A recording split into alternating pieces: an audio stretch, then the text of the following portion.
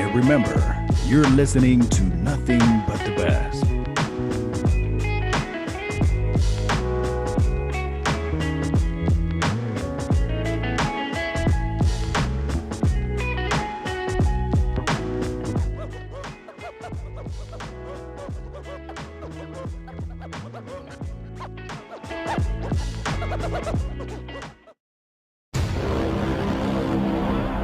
Coming to you live from Skywalker Studios.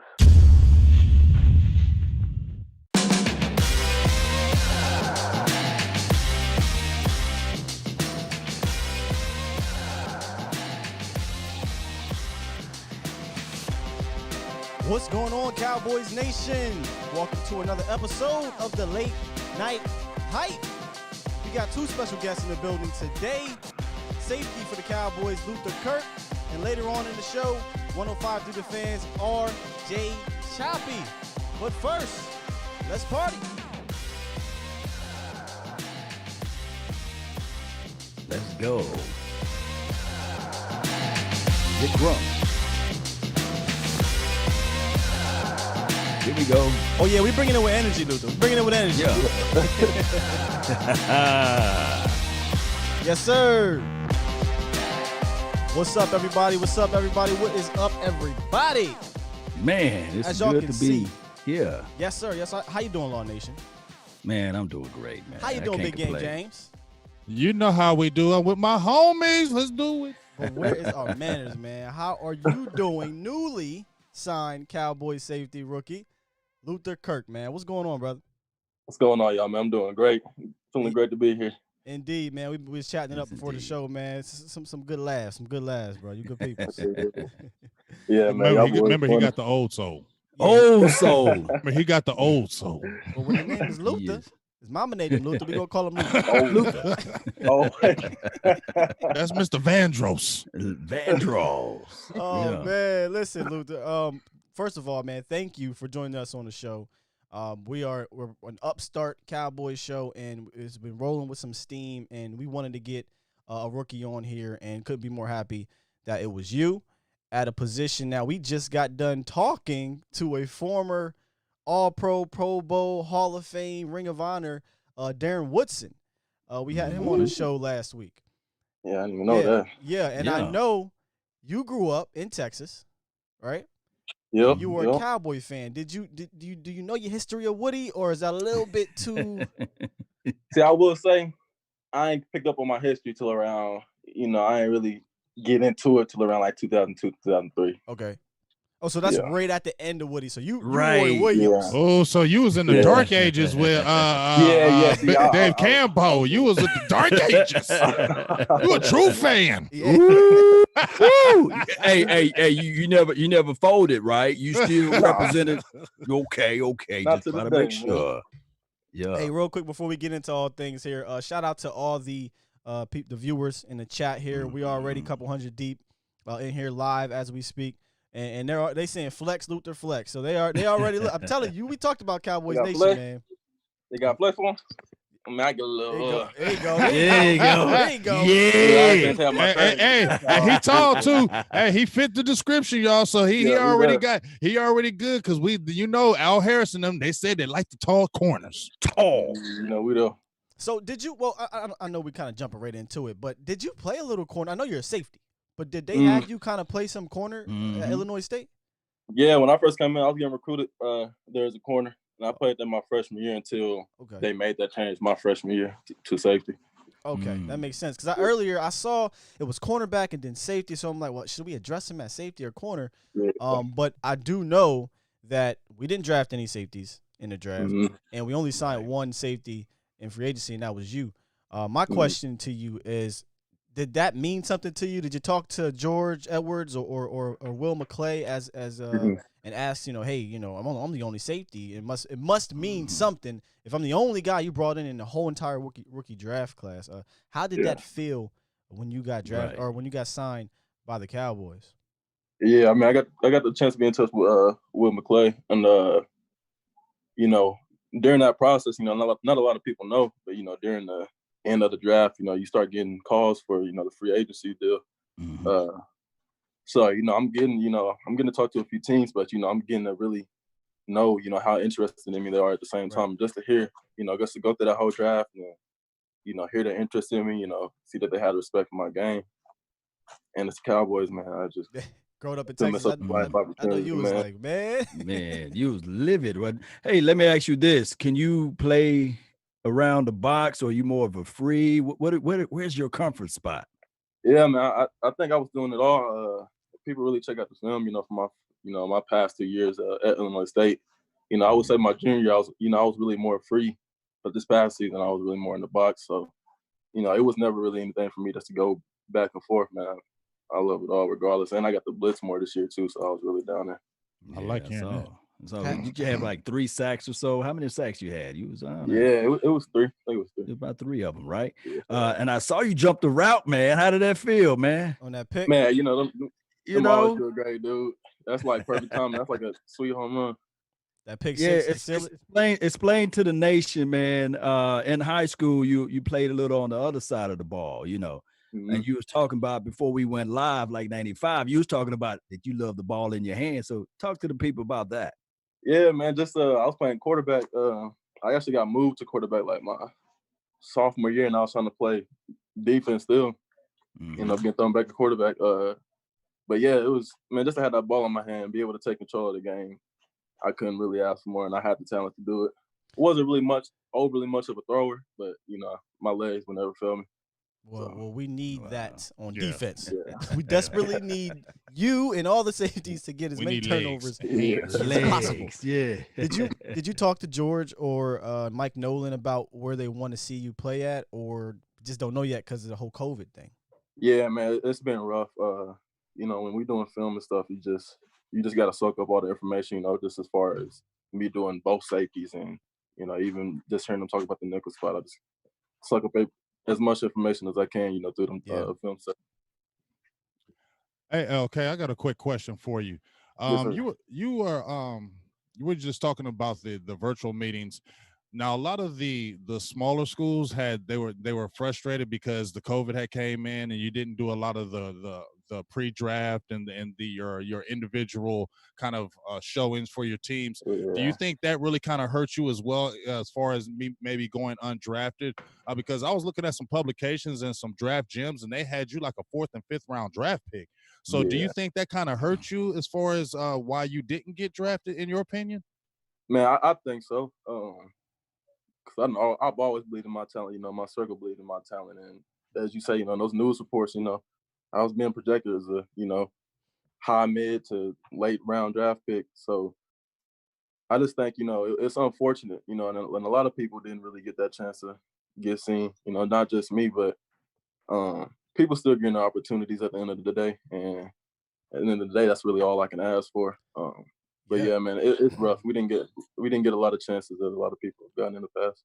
I think you have a great opportunity on this team because, I mean, I'm pretty sure you and your agent, you studied the team before you decide to sign, even though it is the Cowboys and you grew up a Cowboys fan. But I'm sure if you was coming on the team with 2 All-Pros and solidified veteran backups for 2 to 3 years, it'd be tough to crack that roster. But this team is in flux at safety position. Let's just be honest.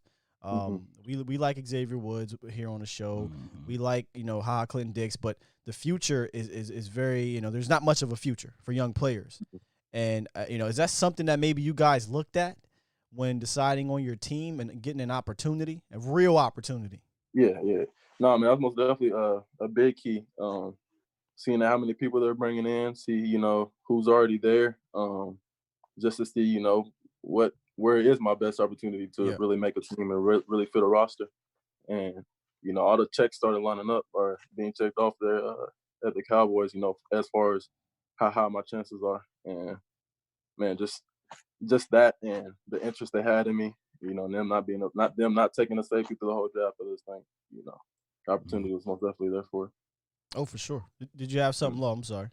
No. I'm just I got something for you. I got something for you, LK.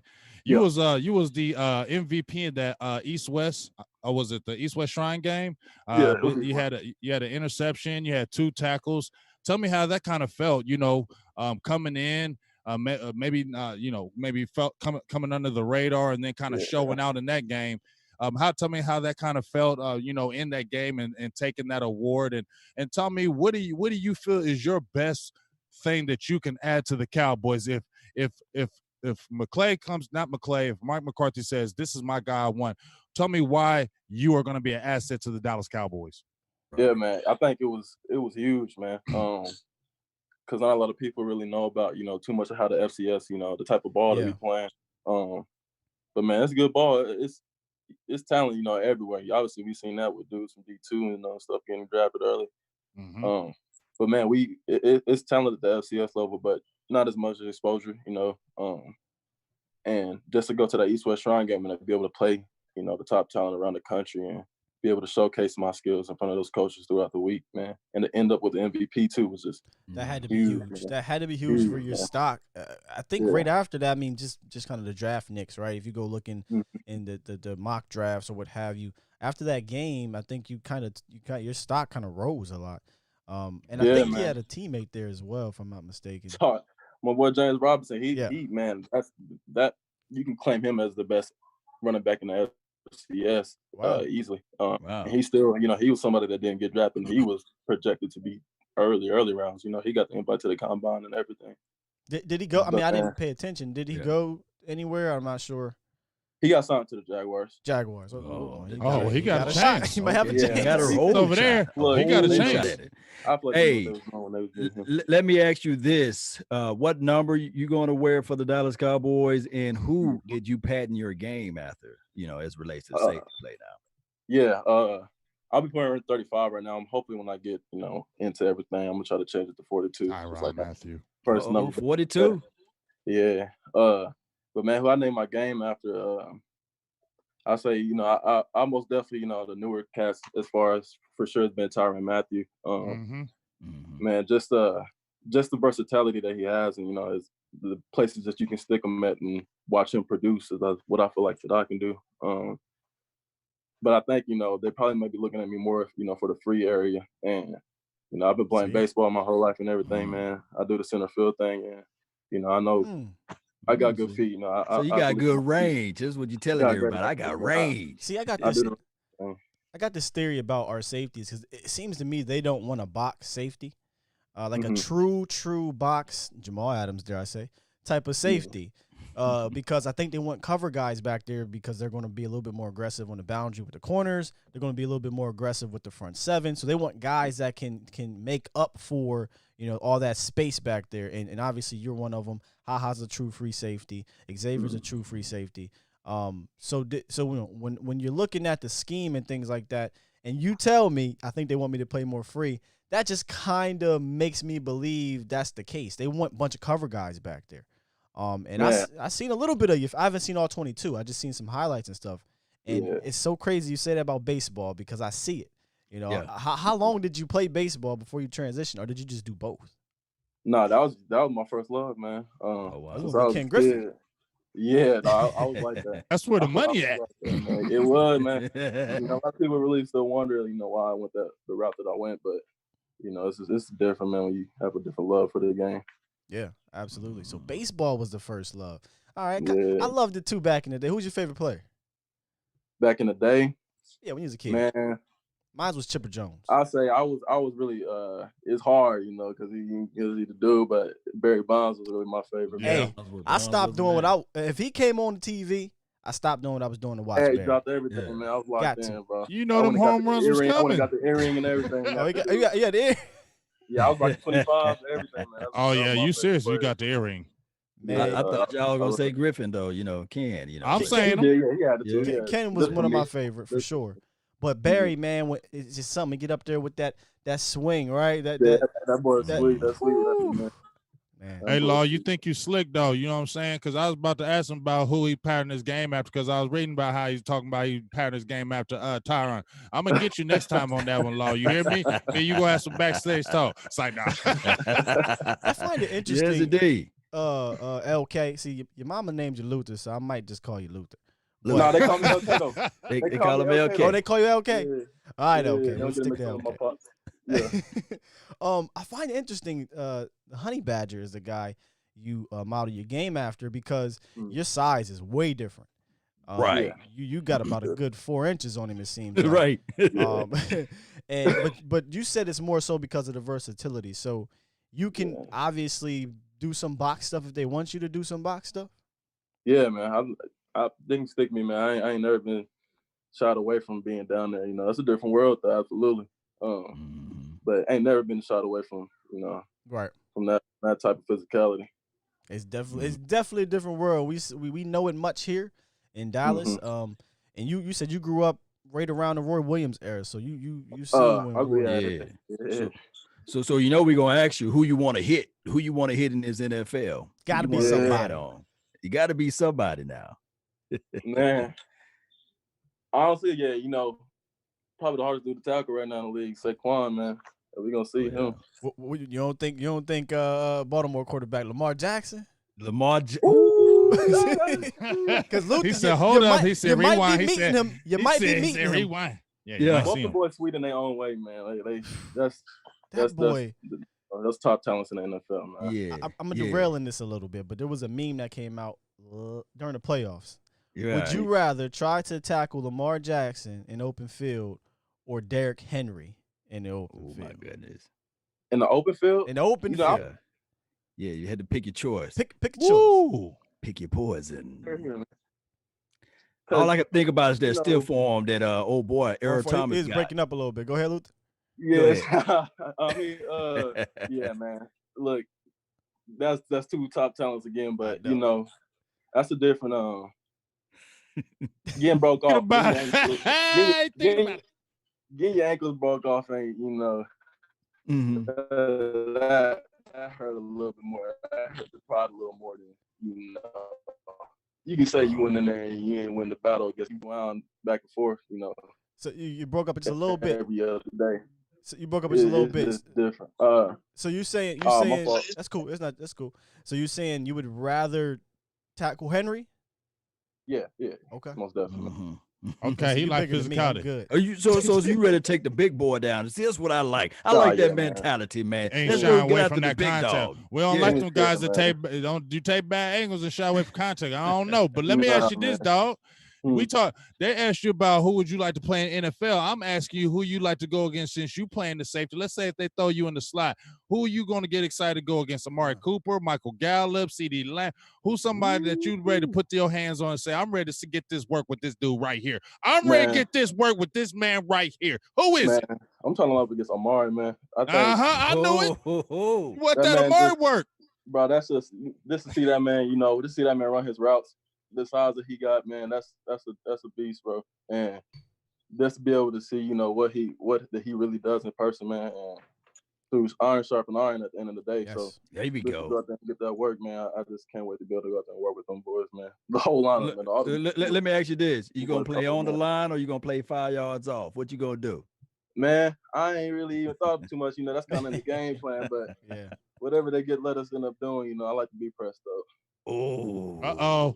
Yeah. That's what we also love to hear because we see Press been ignored. Press been like the dinosaur. You ever never seen a dinosaur for real life, but you read about a dinosaur, but you ain't never seen about it. That's what press coverage been going on in Dallas. We've been reading about it, but we ain't been seeing. Yeah, man, we've been playing a whole lot of 10 yards off the ball the last 3-4 years. I'm just being honest with you. So hopefully we get a little switch up. I think it sounds like you're an aggressive player, and again that kind of fits the mold of the guys they've been bringing in. Is it Trayvon Diggs? I always say the name wrong. Trayvon Diggs. Trayvon. Okay, yeah. Reggie Robinson. Those are your other classmates in the secondary. Have you had a chance to talk to them virtually, kick it with them? I mean, with the COVID, you can't. Yeah, man. That was like really. That's really all. Them really the only dudes that I really know. As far as how close that we've gotten this, because we're in the meet. It's like we're in the rookie meetings, with the DBs with them. So we've been able to connect, virtually. Right. Yeah. See, I think you fit the same mold as them. They're 6'1", you're about 6'2". We're about 200, right? About 200. Yeah. They're about 200. There's a certain type of mold coming through Dallas now. Proactively, because we heard they wanted bigger defensive backs, but we really didn't put that to action. But now, between you and then the other guys that they have there, I don't know if you've been in a meeting with Chris Westry yet, but he's one of the guys that was undrafted, 6'4". No, I ain't. It was good to see him. That's a tall cornerback. He's a corner. Yeah, that's great. That's great. Full speed, something like that. You gonna see him when you roll next to him, like, damn, who are you? Yeah, get y'all tight end, dog. Let's play a little pickup basketball or something, Yeah, y'all gonna have a nice little team. You feel me? Yes, indeed. Hey, can you tell us whether or not you're a fan of a 3-4 or 4-3? I know it's not that much of a difference as you're playing defensive back, but are you a big fan of the two?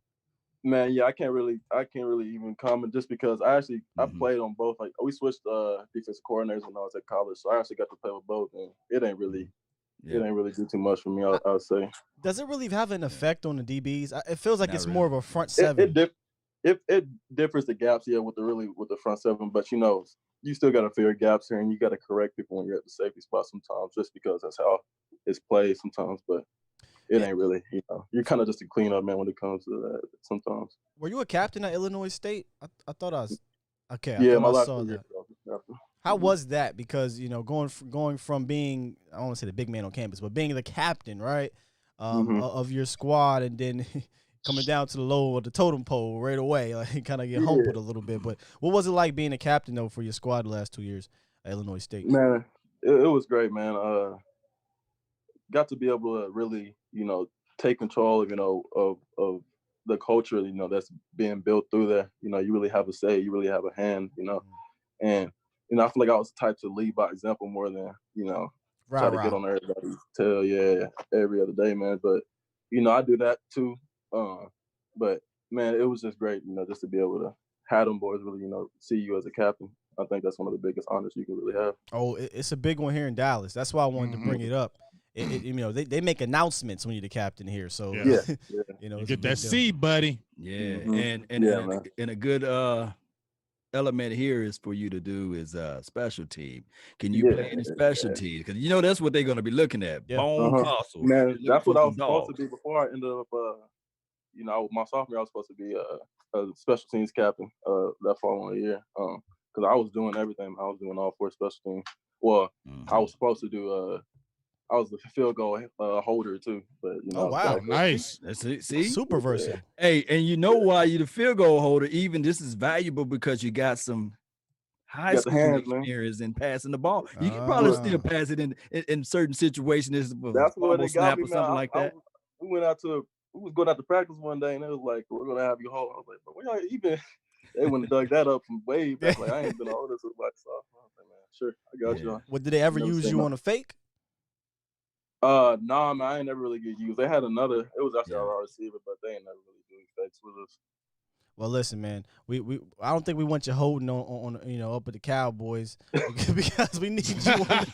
We need you in other spaces. Right. Yeah. But I got bad memories of other quarterbacks holding. That's all I'm gonna say. Yeah, I got bad memories. You know about it. He know about it. Dog, man. I just support it, man. But yeah, that we all remember that.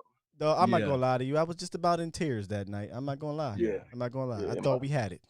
Yeah. And if y'all don't know what we talk about out there, we talk about Tony Romo in Seattle. Yeah. Okay. I'm not even being quiet. I'm just being quiet. Them is bad wounds, memories. I know. Let's move forward. All kind of evilness y'all talking about right now. My bad. Hey, when we act up on this show, sometimes we pull out Jerry. Yeah, together. we pull out Jerry Jones, and Jerry Jones tell me, Get your damn act together.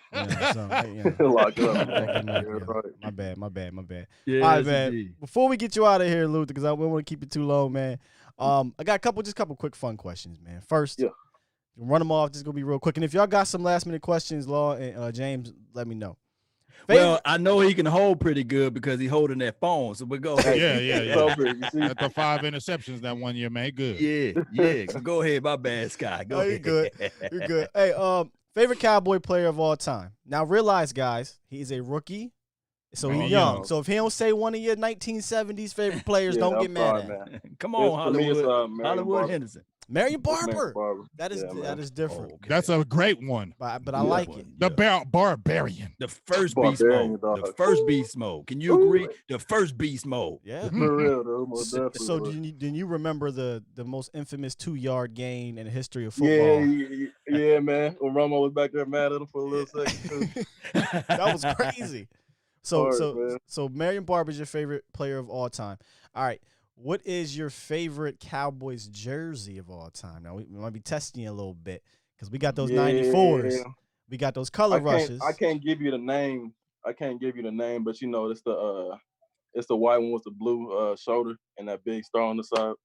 The 94s. That's the 94s. 94, that's the 94s. You talking about the 94s, man. That was my favorite. Yeah, they need to bring them back. I choose them every time I get them on Madden, dog. Me too, yo. Me too. That or color rush, or I'll mix it up. The white, the white one. Yeah, the white one. With the white helmet groove, I just want to know a couple of his favorite things about the Cowboys, man. Y'all got it. Y'all can go ahead with your last question. I got 2 things I'm done. One, what do you listen to right now?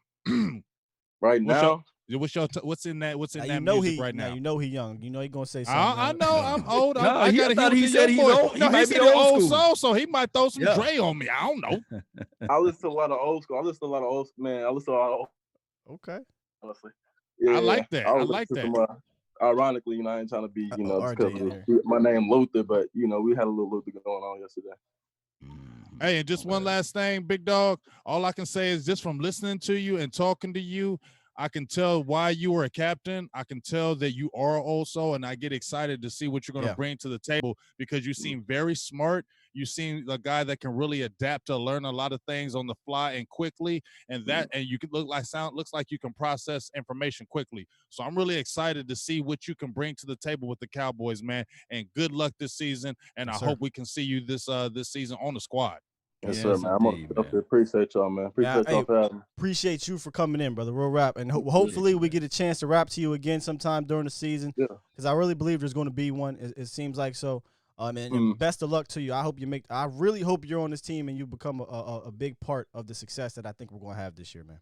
Most definitely, man. I'm working for it. Y'all going to see me out there. Yes, sir. Oh, yeah. We're going to see you out there with 35 and then moving over to 42, man. I can't wait to see you do some things, man. I have a feeling that you're going to make this thing happen, man. I like the vibe I'm getting, brother. Yes, sir. All right, man. You have a good night, Luther. Because your mama named you Luther. Yeah. Okay. Check you, dog. Right, I get with you, brother. Yeah. Luther Kirk, ladies and gentlemen. We got RJ. I think RJ's ready. Is he? He's already. Bring him on in. Bring him. Let's see, man. Let's see. We right here.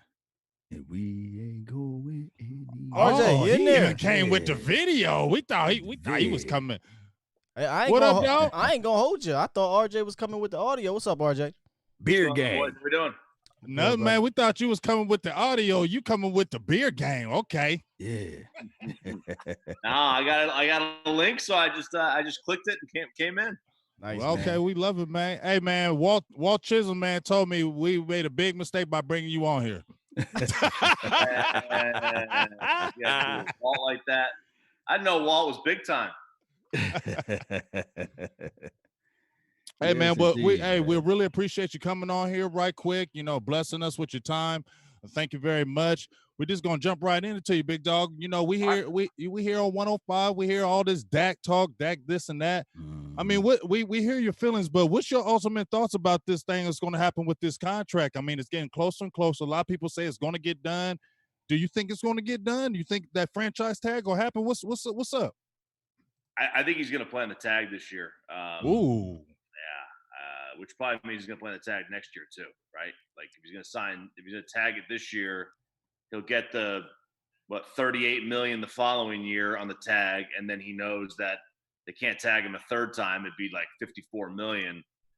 I just think that financially his agent's going to tell him this makes the most sense. Go the Kirk Cousins route. I think that's the new norm that we're going to see from a lot of quarterbacks, and especially quarterbacks that weren't first round picks, because they always have that something to prove kind of chip. But I mean, the only way that he signs if the Cowboys come to him and take a year off, he wants 4. So if he gets 4, then I could see it being done. But I mean, if it's not done by July 14th that night, I don't know. I don't know. But do you think that that's in the interest best for Dak Prescott to play under that franchise tag? Something happened weeks 4, week 5. You think that's the interest best for him? See, it's tough because he's going to get 31 million, right? So he'll get 31 million this year, which is not 150, but he can live on it. Yeah, I sure hope so. So he's probably there's rumors that he's already made 50 million right this year, last year from endorsements. But let's just say he gets a knee injury let's forget the knee. Let's just say he gets a wicked shoulder, his arm gets torn off. Yeah, he's probably got a Lloyd's of London crap insurance policy that's going to pay him $100 million. So I don't think the money issue is going to be a problem for Dak. And I think the other side is, let's just say he has a really bad year. Let's just say he has like a Jameis year, right? Let's just use the ultimate. Oh my goodness. Lord, I don't want that to happen. Lord, right? don't speak that evil. Do not speak of evil like that. They would not allow that. No, let's just say that he has as many interceptions in this year as he's had in the first 4. They're still going to franchise him again because they've seen 4 years of this. They're not going to just walk away, I don't think. So I think he knows that he's got a minimum 2-year, $70 million contract, and that's where the starting point is. Well, let me ask you about that. Do you think that if there was a regular season, right, OTAs and mini camps and all that stuff, there would have been more pressure to get this done? Because new coach, right, it's kind of a new offense. You know, you don't really want your quarterback sitting out till July 15th. Yeah, I think so. You know, I think the other issue with this is, do the Cowboys really want to go money-wise to where Dak wants to go? Well, I shouldn't say that. They do, because they've kind of all the reports that they've offered him what he wants money-wise. But do the Cowboys know where the league financially is going to be in 4 years? You know, Dak wants the shorter deal so we get the money. You know, what about this virus? What if this comes back again? True. There's 2 years without fans instead of just 1 year without fans. I think they can deal with 1 year without fans. But 2 years without fans, now they lost $12 billion or whatever it is over the course of 2 years from the league. Is a salary cap going to keep going up? And that's the question they're going to have to ask. So I think that it may have played a role into it, but I think all that did is, I mean, all it did was give Dak an excuse not to do the Zoom meeting. You know, like that's all it really did. Like he didn't miss anything. No. All the players want to avoid is the injury risk or just going out there and playing. I mean, all he had to do was sit on his couch and watch Zoom. That's all he had to do. Yeah, he has the playbook right now, right? He has to have. Right, he does. He got the playbook. I think they're going to use last year's. Honestly, I think McCarthy's coming in to learn the Cowboys offense. Oh. I mean, they're going to run a hybrid, right? It's not going to be the full West Coast like that. They kept Kellen Moore, so they keep all the terminology the same. We'll see some wrinkles, I bet, but I don't think they're going to come in here and run full 94 49ers offense. I don't. Yeah, some of my biggest, better than that. Yeah. Go ahead. I was going to say some of my biggest concerns with Jason Garrett administrations would be the adjustments, right? And I think that last year when we got into the money zone, red zone, green zone, it was just not enough adjustments for the young Kellen Moore or for Jason Garrett to make those things. I just don't see Mike McCarthy looking at this offense and they get stale and he just sit back and just watch things unfold. So I think that he probably have to implement some of that West Coast philosophy. Do he? Yeah. Oh yeah. There'll be some.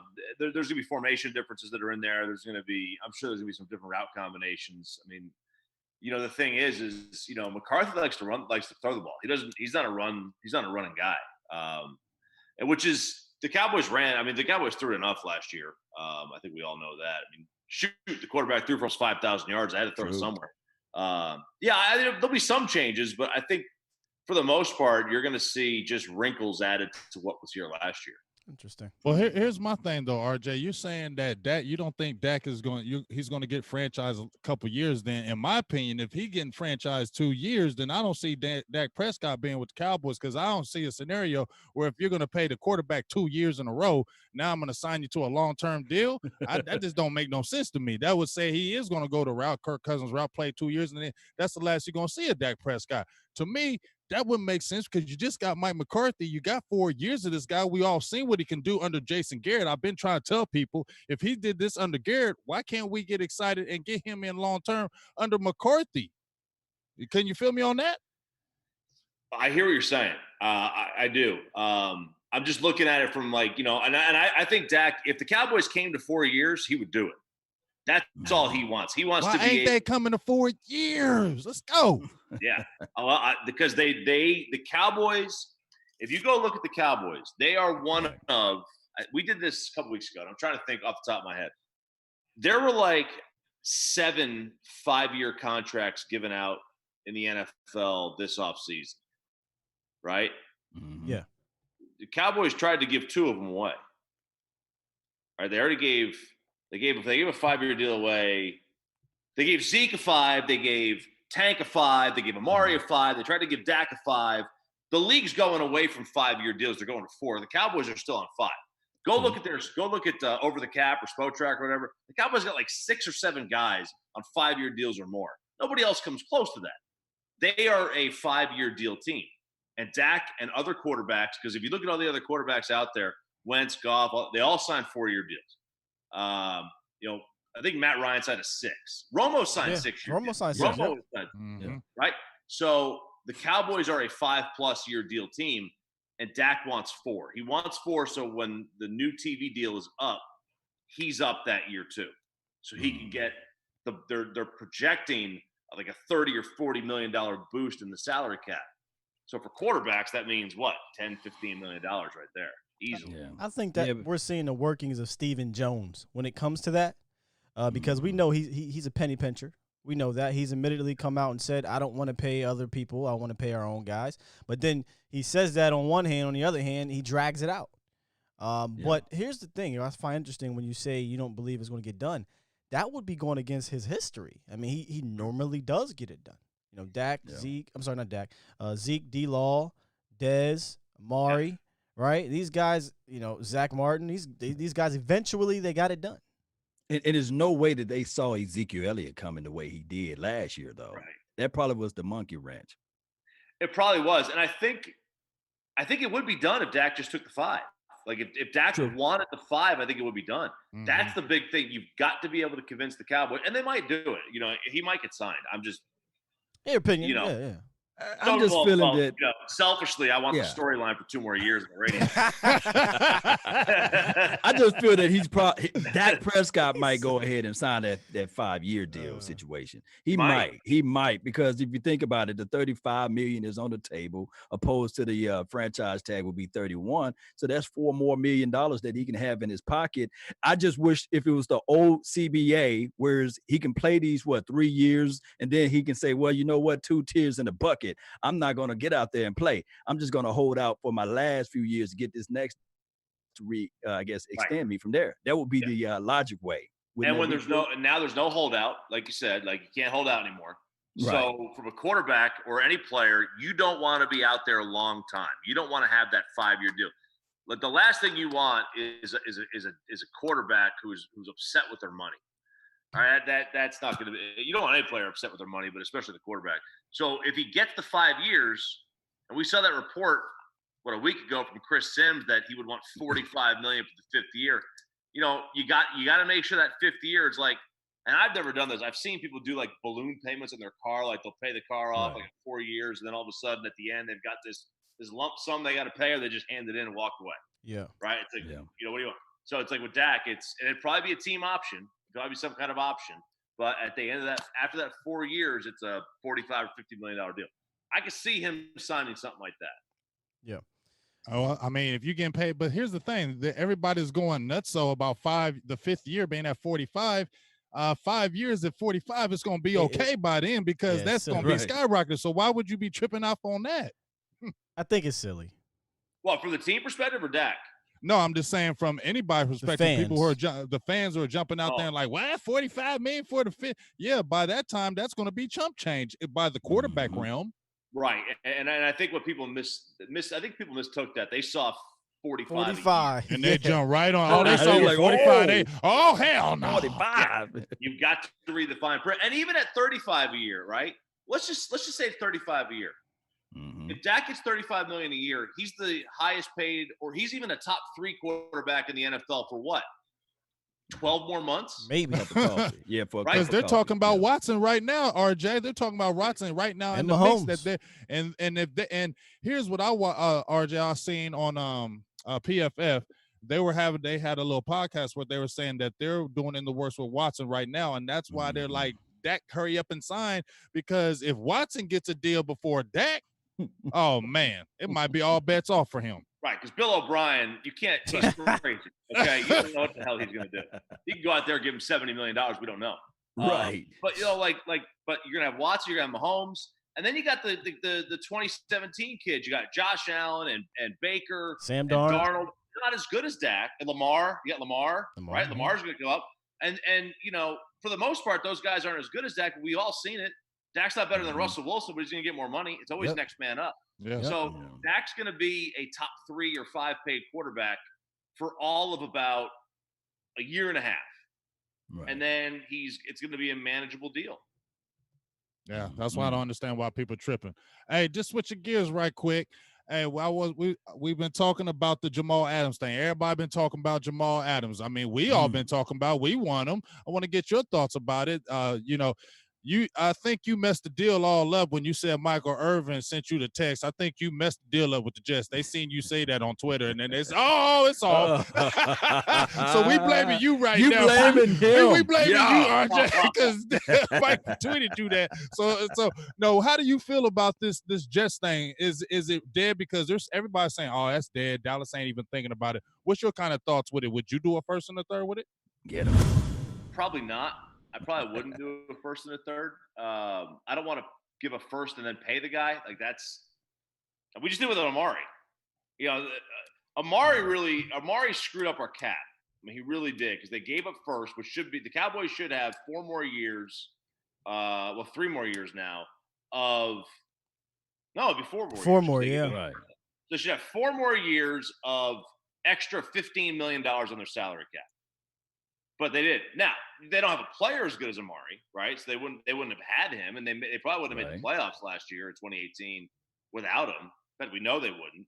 But they would, they would have CeeDee Lamb now, and it would all be fine. But yeah, I probably wouldn't do the deal. I don't think it's beneficial long term to give up 2 first-round picks in a 3-year span for $20 million guys. I mean, you're getting guaranteed good players, and there's no doubt about that. But there's a lot you could do with $40 million. Of cap space and 2 first-round draft picks. Well, here's the funny thing about the cap space. The Dallas doesn't do crap with it anyway. We're outside guys. Right. So when people talk about the 15% for Dak, or Cowboys got all this cap space, they're not signing big name guys. It's just not what they do. So no, right. And just in case in point, last year we had $20 million just sitting there, and we didn't utilize that. I think Jalen Smith, he wasn't even looking for the money. He got slapped with the money.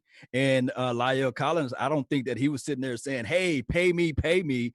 I think that they paid those 2 guys. They could have got the Dak Prescott deal done. But we sat there and had $20 million. On top of that, we had Tyron Crawford. Trust me, I love Tyron Crawford. Lord, take the pay cut. If you cut them, you had an extra 8. That's $28 million before reserve just sitting there. I'm not gonna let you go without saying who they paid and they shouldn't have paid last year. And I love them, but it's Zeke. Boy. How you leave Zeke out? Yeah, I ain't gonna talk about the Zeke, man. So why not talk about it? I'm gonna give y'all the Michael Irvin laugh. RJ, am I wrong? No, you're not wrong. You pay Zeke, you lost Byron. Okay, that's you basically chose Zeke over Byron, which that's their organizational philosophy. I can't do anything about that, but I do think this. The reason they left the $20 million on the table last year is because they wanted to roll it over to this year, right? Get the rollover money, and then because they knew they had to sign Amari and Dak. True. And if they didn't have that $20 million last year, they roll it over. Do they get to sign Amari and Dak this year, or they got to make somebody else a cap casualty? And they couldn't predict Frederick, but they're going to get dead cap there, right? They're going to get like 9-10 million back. Yeah, that's going to be post June 1, right? That's going to be on next year's cap. So it's going to be tough. I mean, that's the thing when you sign guys. I mean, you start to lose cap space, you lose flexibility. They had a lot of flexibility this offseason. They did. But here's my thing with all this. I think it's like a catch-22 because everybody's saying don't sign all these players, but you need these players to win. You look at these other top teams out here that went to the Super Bowl out of nowhere. They went out there and got free agents. They went out there and did it, and a lot of teams went out there and made it happen. So it's kind of like low-key a necessary evil. So it's kind of like, my thing about this, I want some Jamal Adams. I don't give a hell. I want Jamal Adams. I don't care what nobody else say about it. I want damn Jamal Adams. And I understand the first round and giving up that. But if we see that Amari, even Amari, that it's really like they're talking like a 2-year deal. After 2 years, he can get it out and move on from Amari. But at the end of the day, when you got a chance to get a dog and it's a first round pick, I'm sorry, at 24 years old, I know you're gonna have to pay him, but sometimes you're gonna have to pay to play, and that cap is gonna keep going up. It's not like the cap is going down. These teams figure it out, and I think if you did that, Stephen Jones could figure it out. He a penny pincher. He can make it work. You're not. Look, there's a lot of good points there. He is great, and you're not going to find a player where the Cowboys draft typically as good as Jamal Adams. They got lucky this year with CD, I think. Yeah, hell yeah. We all think they got lucky. Like that's a franchise changer. It really is. We don't know. that said, I promise you, the Jets don't follow me on Twitter. They have no idea. Not a chance. Now, would you do this though? And I know this is not factual news, but it's more like fake news. Would you get rid of a Michael Gallup for Jamal? I got to throw it out there. I'm just putting it out there. Get your damn act together. But I'm on the situation of saying keep Michael Gallup. But I'm saying, would you though? No. I don't think I would. I love Michael Gallup. We talked about this today. Is Michael Gallup a household name because he's a member of the Dallas Cowboys? Probably. Yeah. I don't think you know him in Denver if he played Sutton. Bears, right? Right. Yeah. I mean, like, what's the difference between Michael Gallup and Sutton? You're right. There's a lot of guys out there. So there, I think we know him more because he plays here, but he's a good player. And this team is, consistently offenses are more consistent than defenses. And if you can guarantee me I'm going to have 3 top flight wide receivers every single year, true, I'll put up points. And I can guarantee them I'm going to put up points barring injury, more so than I can guarantee them to stop people from scoring. Well, the segue here, they brought in a head coach who is, used to offensive, type of teams. Now, I know in Green Bay, he had a Super Bowl winning defense, right? But he is an offensive-minded coach. He's a quarterback's guy. And now he's got not only the quarterback, in my opinion, not only the running back, a pretty damn good tight end, and these magnificent wide receivers. What are your thoughts here on McCarthy and what he can do with this group as opposed to Jason Garrett? And we know how you guys feel about JG, but right. I feel kind of the similar ways. But what do you think that McCarthy can bring to this team with this offense? That's a great question. I mean, I don't know. Like right now, I don't know how much of Mike McCarthy was because of Aaron Rodgers. I don't know how much of Aaron Rodgers' progression as a player was because of Mike McCarthy. There's a lot I don't know. I think he's good. I mean, I think he's a good football coach. There's no doubt about that. He's been good everywhere he's been, be it a coordinator or a head coach. I think he's just a good coach. I don't think he was the problem. I think there was How you doing, guys? Yeah, I know, right? There's a lot of problems with this team. I think Rob Marinelli was a problem. Yeah, I think Rob Marinelli was a problem. I said that. but how do you feel about like something like the Minnesota Vikings game? Dak Prescott throwing the ball all over the field, and Ezekiel Elliott was averaging 1.8 yards a carry or something like that. And he just took the ball away from Dak Prescott. How do you feel about the decision makings of Jason Garrett, collectively speaking throughout these years? That was a bad end. That was a bad end of that game. I mean, Dak was amazing in that game. And all of a sudden it was just like, he marched him down the field, 80 yards? And all of a sudden, let's just turn over the hand of this guy because we paid him. I mean, I didn't get it. I don't know. Truthfully, I don't remember how much of that in the post game was because of Jason or, do they throw 2 plays in and Dak picks the running play? I don't know. True. Which may happen. He threw. But that was bad. I mean, there's no way I can't. Even as much of a Jason fan as I am, I can't sugarcoat that. Like that was the season right there. Like that they win that game, they go to the playoffs, right? That would have been it. But see, here's my thing about this, RJ, and I'm gonna be diplomatic when I say this. My thing is, I was never a hater like, I hate Jason Garrett, I can't stand him. I was never like that. But as you just mentioned this Minnesota game, my problem was too many times in his 10-year career, we said these same things. If Dallas just would have did this, they would have been in the playoffs. If Dallas just would have did that, this would have happened.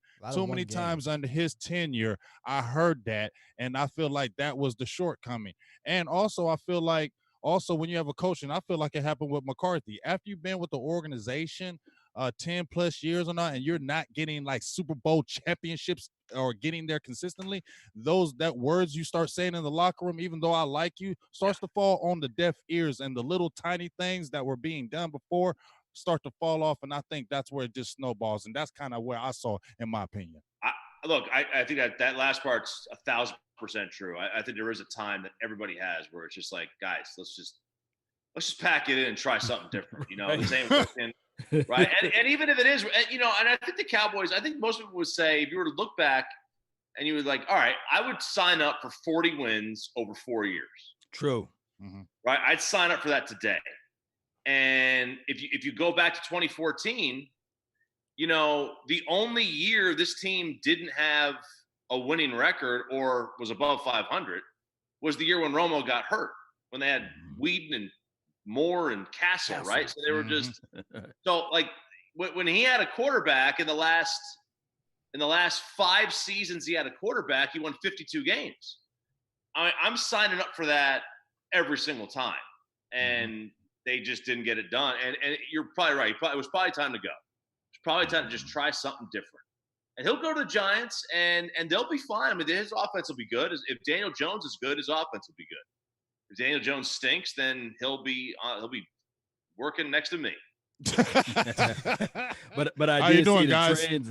Yeah, I did see the trends over there. They did draft 2 offensive linemen, and of course they got a nasty running back. So we can't sneeze at the Giants, for crying out loud. They're going to be a solid team. If Jones is good, you know, they're going to have a decent squad. Now, maybe not this year. Yeah, it's going to be a little bit. I think they're about a year or two, but I think I was cracking on Jones, but I think Jones is legit. I think he's going to be a good quarterback. I don't know if he's going to be a superstar, but I think he's going to be a good quarterback. And I don't think last year was a fluke, not my opinion, for what I saw from him. Yeah, he was good. I mean, he's got fumble problems, right? He fumbles every drive. So if you like fumbles on every drive, he's awesome. Hey, Choppy, what's your thoughts on Andy Dalton? What's your thoughts on him? What he can do if the possibilities if Dak Prescott do not play for this year?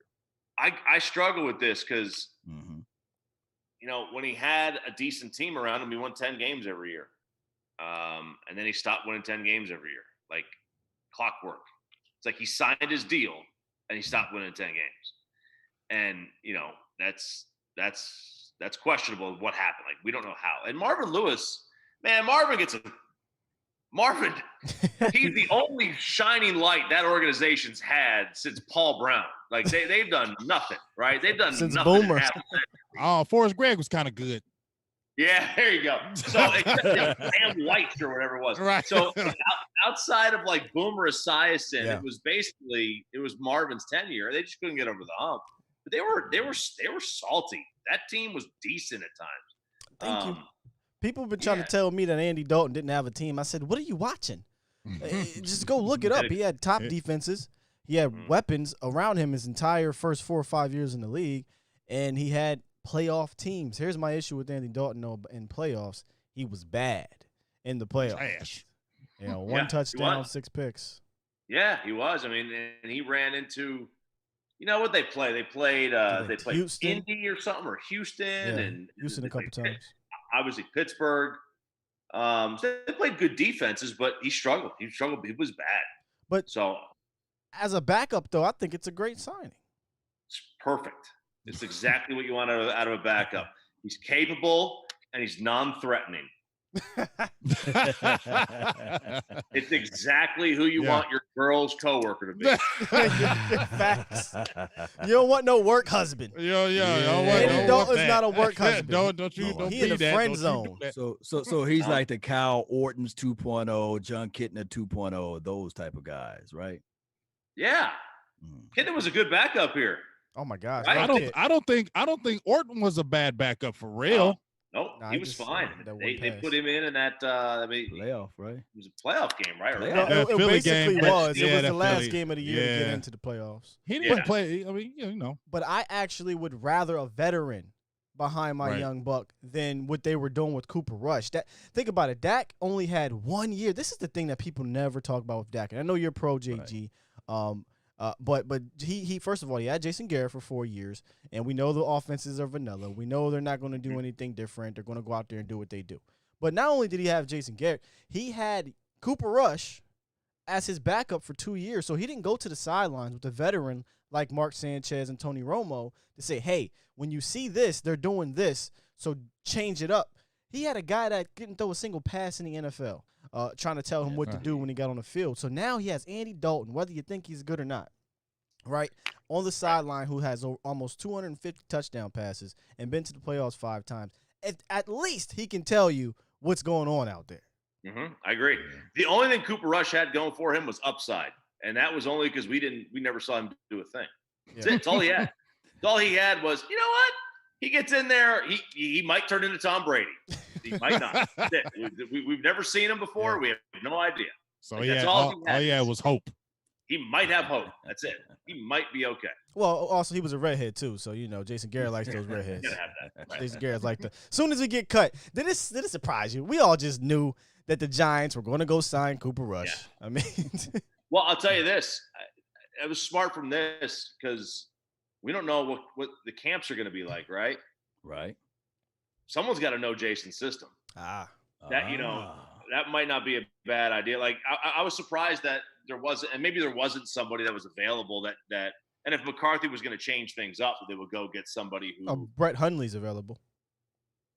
Brett Hundley's available. That's right. Yeah. But they had a chance. Once they had a chance to get Dalton, it was over. Right? Yeah, you can't. Yeah. I'm not taking Brett Hundley over Dalton. Yeah, hell to the no.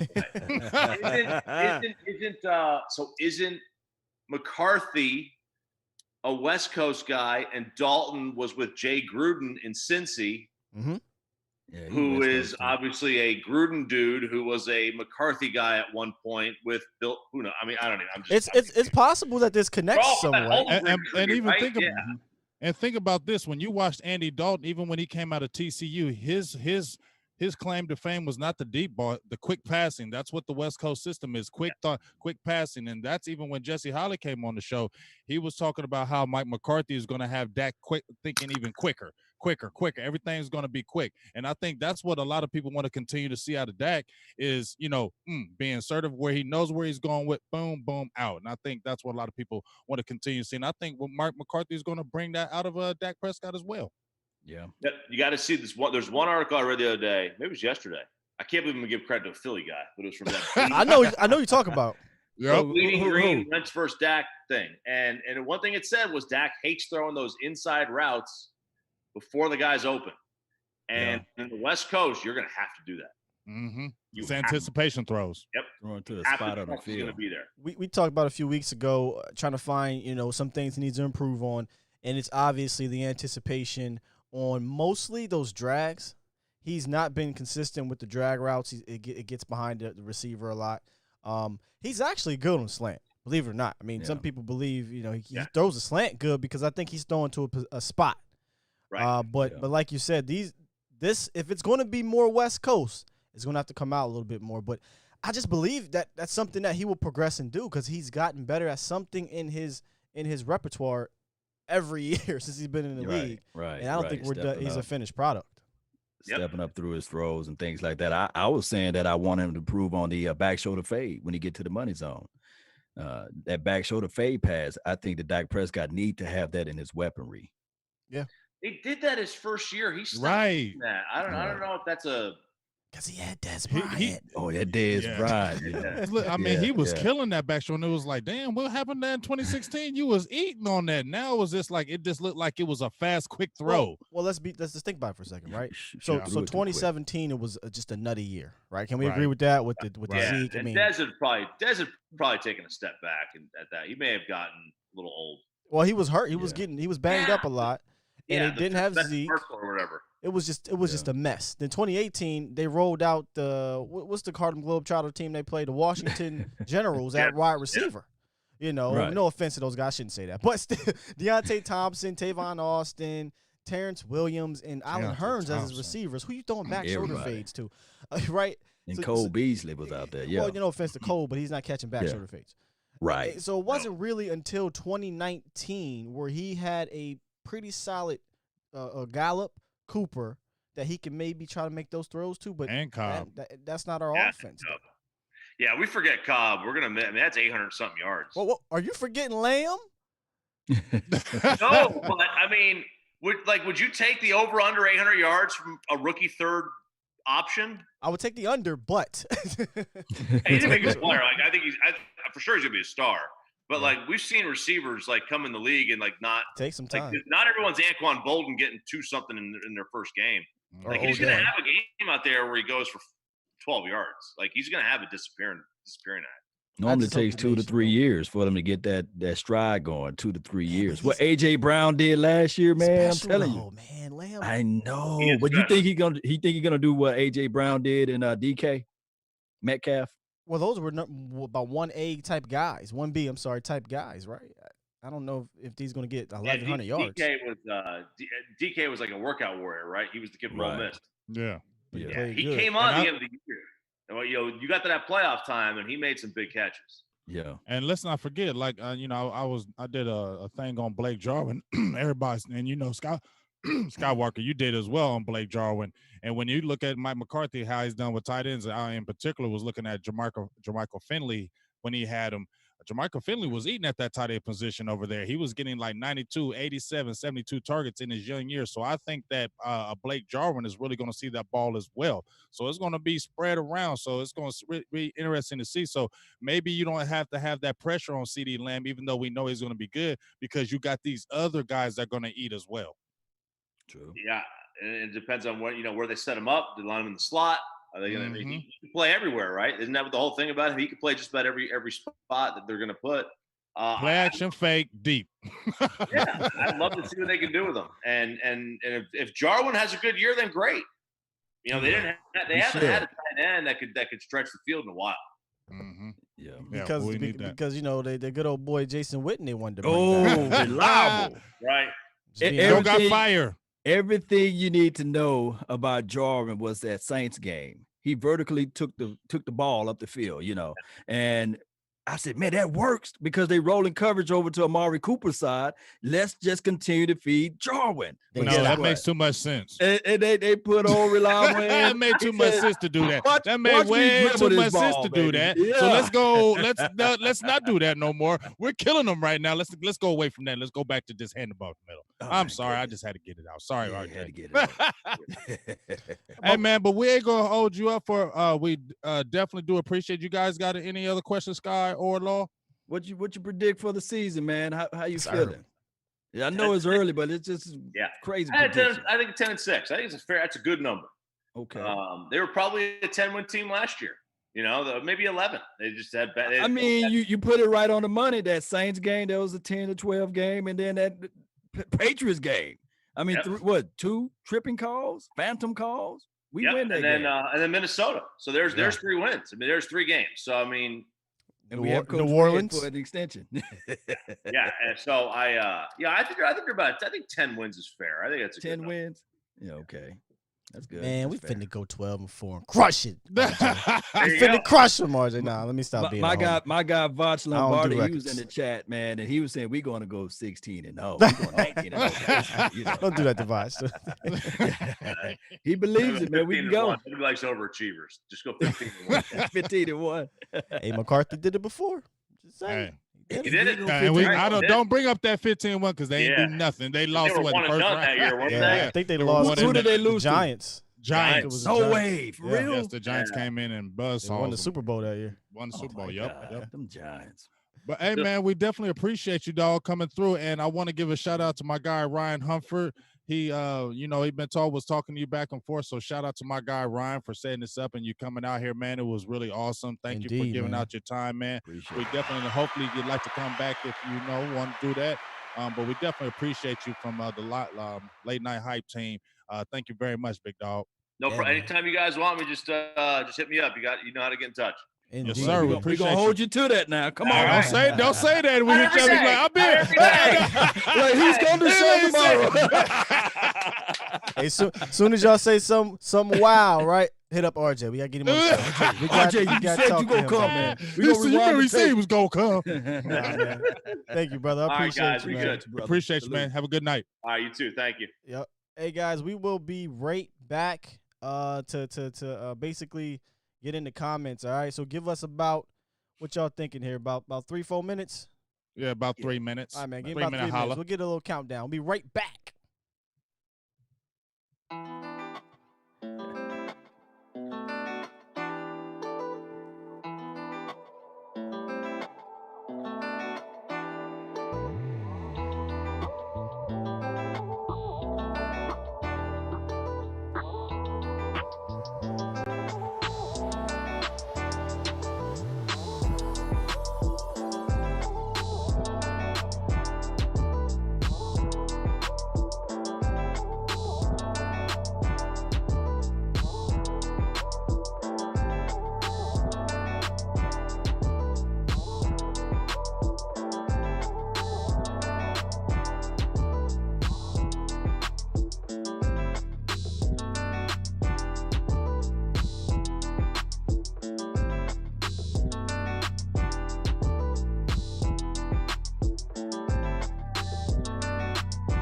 Check.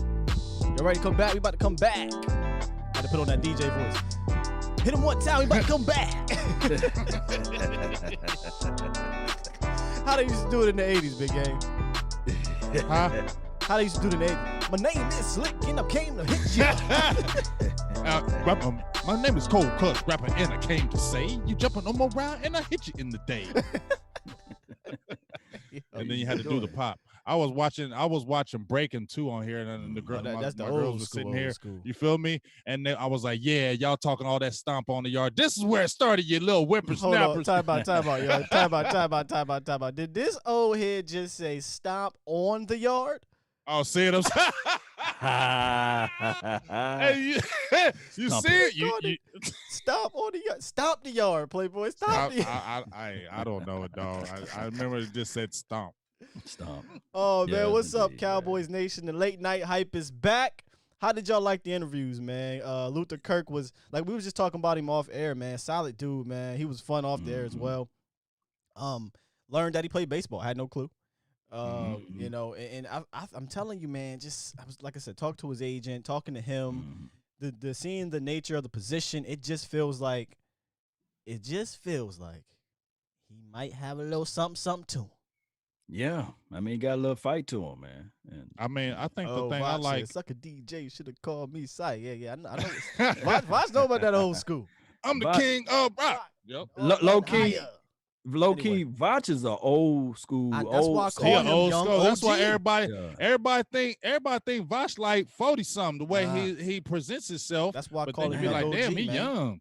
Voch, when he first started, he was like doing some soundtracks for you all, man. I think if YouTube Illuminati didn't exist, man, he'd give y'all a whole play track, man, of all of the old stuff that he know. But yeah, I like that LK Luther Kirk, man. I like him. A lot like of people his are soul. saying he's impressive. Yeah, I like how he just really, the main thing just really stuck out to how he carried himself, even on the interview, even like you said, Scott, when we were talking to him off air, he was just so even keeled. Like it just seems like things don't like bother him. You know what I mean? And that's what you really want. You playing a safety position because guess what? You got to have a short memory, right? You can't have a long memory playing that back in that back end. You got to have a short memory. Whatever happened that last play, you got to forget it. And he's the type of guy that I think that can do it. And just like you said, Skywalker, just something about him, good size, had 5 interceptions, I believe his junior year. And I don't know. It's just something about him, dog. I just like the even killing. He seems like he's really smart and intelligent. And you heard what he said. I can play the strong. I can play the free. I played some nickel. I played some, I've done some special teams. I held the damn kick. I done it all. I like that. Yeah. Somebody in the comments said, well, why did he go undrafted? He was the MVP of the East-West Shrine game. And I do think the COVID has something to do with that. Yeah, and that's why we talked about it. I mean, not being able to work out and show and display his skill sets is a major deal there. But I think that he's a valuable piece if he can play some special teams. Remember, man, that special team is a good ticket to be on his team. Yeah. And also we got to look at, and I know it was the Jason Garrett regime, but you had Jeff Heath, Barry Church, both safeties, both undrafted. That's all I'm saying. Yeah. It was the Jason Garrett regime, like you said. And I'm be honest with you, I don't know how this regime is going to adhere to undrafted free agents, especially on a team that I know offensively is so talented. It's really going to be hard for anybody to crack that as an undrafted. But defensively, there's opportunity. But we can't really jump the fence here because we don't know how they feel about the undrafted guys. We don't know yet. We haven't seen rookie mini camps. We haven't seen OTAs. None of that. Yeah, we can only go by, the measurables that they went after and the mentality that they play with. So it's a lot of moving parts with this. Real quick while we got people in here, I just got reminded. Thursday, we didn't plug this all night for whatever reason. Hey, tell him, Skywalker. Hey, before you plug that, tell him what happened. Can you tell him what happened earlier today too? Who he was gonna argue with? Yes. You argue? Yeah. Tell him that, Skywalker. Tell him that first. Oh my gosh. I tease it a little bit.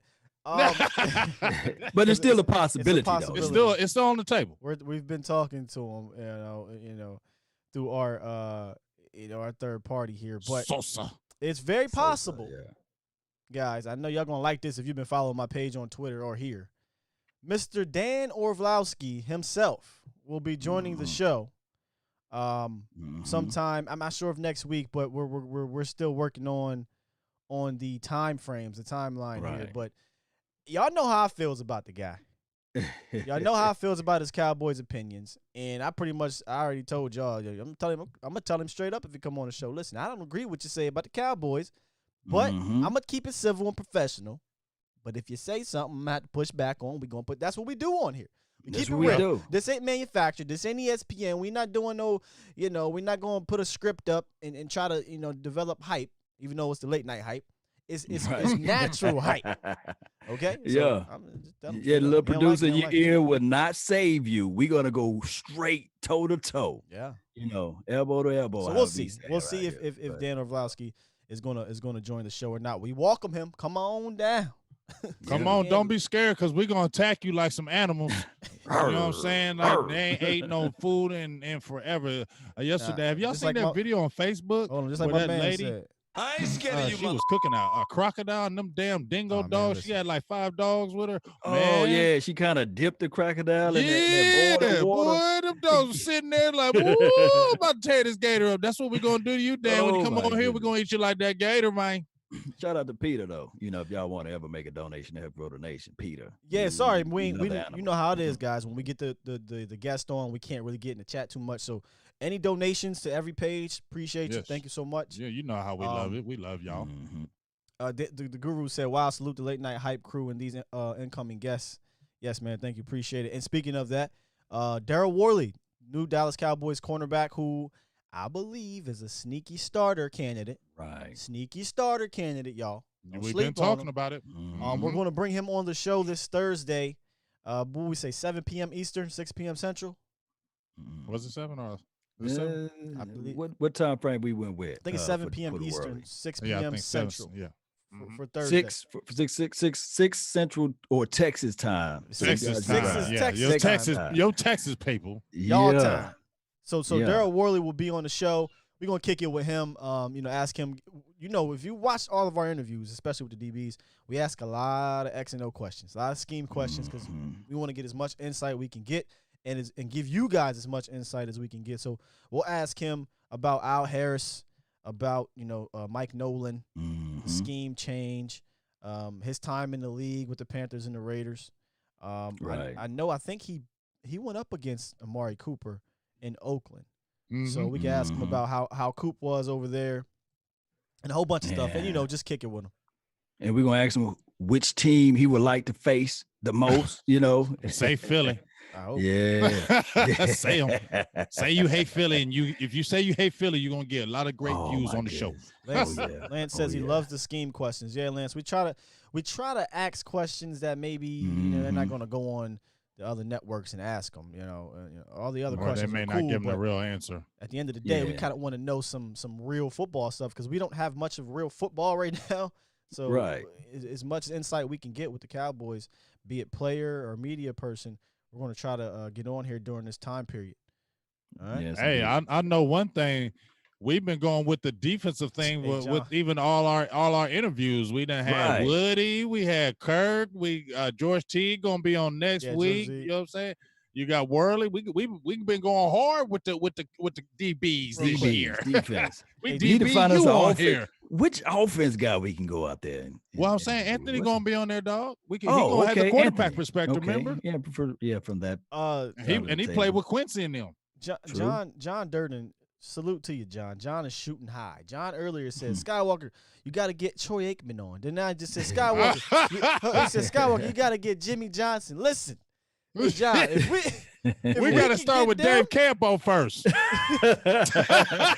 we might have to go get Jason Garrett. We got to start with Dave Campo first. Chad Kelly, y'all. Butch Davis. Butch Davis. Wanstead. If Jimmy and Troy is on a damn show, we probably we're paid if we're on the show. Yeah, we're syndicated. Yeah. This is now our airing on Sirius satellite. The late night hype. But guys, we didn't get to talk off air. What's up with the Emmett book? I know we're kind of just winging this right now. Well, we'll do it next time. For those. We'll do it Thursday. Well, just all kind of bullets on that one. this is what we're gonna do. Okay, let them know, Law. We got an Emmitt Smith book that we're gonna do a giveaway. Oh, we got 3 of them things. 3 of them. All 3 of them. You know, y'all can see it from here. 3 of them. All 3 of them. Y'all can see it from here. 3 of them. What we're gonna do is we're gonna do a book giveaway, and we're gonna give away 3 of these books for those who made the donation to help grow the nation on each of our channels. So it'll be 3 giveaways, and all we asking when you guys get the information that you want or what have you is to give us your email address or mailing address so we can coordinate. Gotta coordinate. And this is a true good book because it's a colored book and as well as a hardback, so it's not one of those soft books. Hard, you know, you can put on your dress or your nightstand. And this is one of the greatest running backs of all time, not just for the Dallas Cowboys, but for the NFL. And we will mail it out to you, and it will be brought to you by Cowboys Experience. And check out their website for more information at www.cowboysexperience.com. Yes, so y'all make those donations and y'all get you a book. Is this Thursday or are we doing that Thursday? We're gonna run it. We're gonna run it tonight, and then we're gonna run it for Thursday. So there's 6 books for those who out there. We forgot to mention at the beginning of the show. We should have did it in the beginning of the show, but for those who participated and donated, you guys get a chance to be entered into the drawing. Indeed. We got. We'll get into the chat and some of these chat questions. We got a couple COVID type questions. They're saying, will there be fans in the stands? I mean, I can't tell you if there will or won't be. I hope, because I'm trying to get to the game. So, dog, I forgot to say that while Choppy was on. What's that? You know good and well, if there's a Cowboys game going on, right, and there's no fans in the stands, they say, okay, it's just for the Cowboys players, whoever the opposition is. Have you guys been to a tailgate before? Yeah, I've been to Risk. It's many and thousands of people out there. Can you imagine if it's 100,000 people corralling around the game? Tailgate and you can't go in the game. They're gonna bomb rush that stadium. Which Stadium, like Jerry be like, what is going on? Yeah, you don't have enough security to hold back 100,000 Cowboys. They probably fans, would, especially close when we win the entire area. Honestly, think about it. They can't just say, oh, listen, you guys can stay outside the arena, but you can't come in. They can't do that, man. Listen, I'm gonna tell y'all right now. I just feel like if they open up these beaches and all this stuff like that, and everybody's out there kicking it, they're gonna be fans in the stadium. That's why I said I'm they positive are kicking it everywhere. Season, but who knows? If they opened it like that and everybody's out, they're gonna have everybody in these damn games. You can believe that. Yeah. Shout out to Stephen Poe, and we had another member. I'm sorry, man. It was just. I know. I just forgot that. Okay, Stephen Poe and Starboy 50. Shout out to you guys for joining the membership club. You guys will be able to see the behind-the-scenes interviews and kind of just kicking it with some of the guests. And today's is Luther Kirk. We had some fun with Luther Kirk behind the scene before the show. So appreciate you. And we will be doing a lot more things for you guys as Law just did in that famous voice of his with Cowboys Experience. So appreciate you, Steven. Appreciate it. I got 2 new members too, but I can't see the names because my feed won't take me all the way back. But we did get 2 Biggie members, right, Boo thing? She might pull them up if she does. Nick. Who is it? So Nick asked about the membership payment stuff. Yeah, it's a way to support the channels, and then we give you guys perks, all different kinds of perks depending on what level you are of the membership, to try to give you our appreciation for you guys supporting the channel. So if you want to know the details, you can just go to any one of our channels. Next to the subscribe button, it should say join, and you can read the perks and stuff for the channel. Yes, indeed. And I really appreciate everybody to help grow this thing. Let me just give a shout out to those that's over here. Jay Reese, man, really appreciate you. Landon, thank you for making multiple donations. Nicholas Mims, appreciate you. Lance Bell, Nicholas. Shout out LB, man, for joining the membership squad, man. Really appreciate you. He is an elite member now. Young Wilson, and also Jay Reese, again, man, for making multiple donations to help grow the nation, man. I really appreciate your love and adulation for this situation. Let's go. Shout out to Nicholas Mims because he became a member over here at Silver and Blue Nation. So I love when we have everybody that kind of have a membership with each one of us. That's kind of dope to me because I've seen it. Very. That's just kind of hard that y'all people like, hey, I'm a donate. I'm gonna be a member with all three of you motherfuckers. Oh, three of you. Yeah. All three of you. Not one of you. It's contagious too, Big Game James, because Brian Games making all kinds of games over here. Just join. They want to open the line, man. Really appreciate it. Appreciate you. That's up to you, Skywalker. It's up to you, man. Yeah, man, we had a good time with Luther, man. Scott is funny as hell. Time with Choppy, well, because I'm over here, I'm looking, I'm like, I should have been did it. I should have been did it. Jimbo, I like to talk to the guy. I like James Black over there on the Facebook, man. I really appreciate y'all for holding it down. And I got to talk about my dog, Toby, over there on Facebook. What up, Toby? Shorts, man. Yeah, appreciate you, man. And I hope I said your name right. Shorts, right?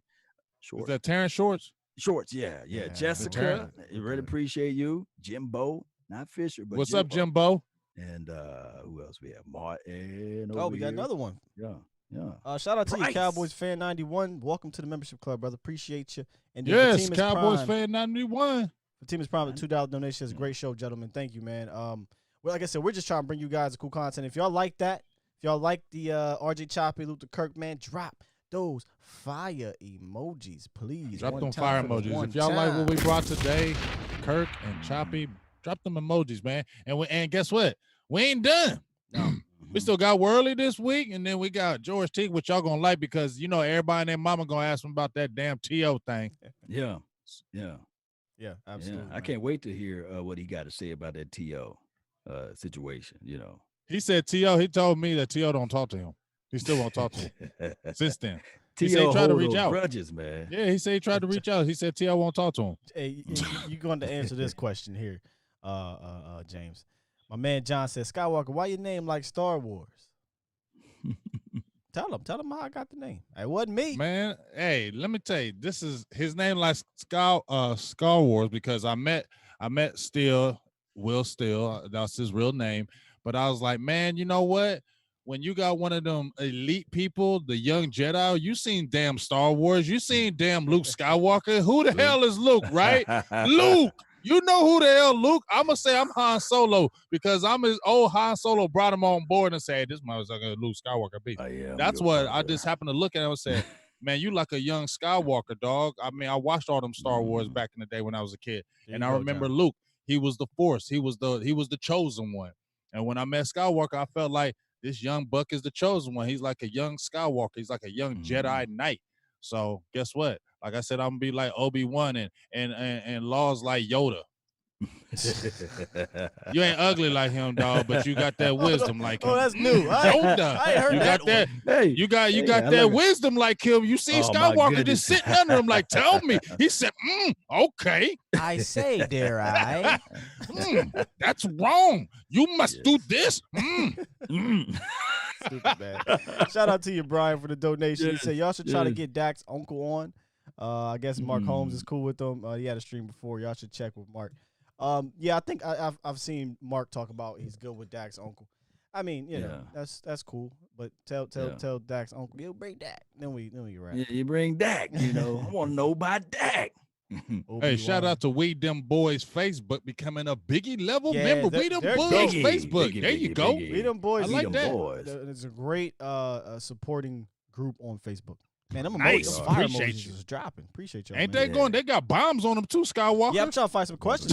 Hey, where they at? Hey, where we repping? We got to do the hype crowd where they repping at, right?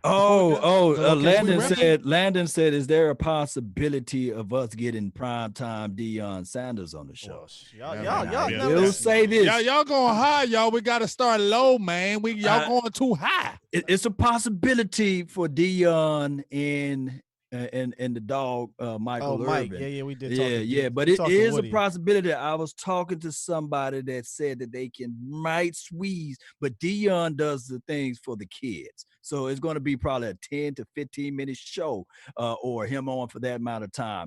But he might come on in. I'll just have to break it down to you guys on how it will go. But it's a possibility.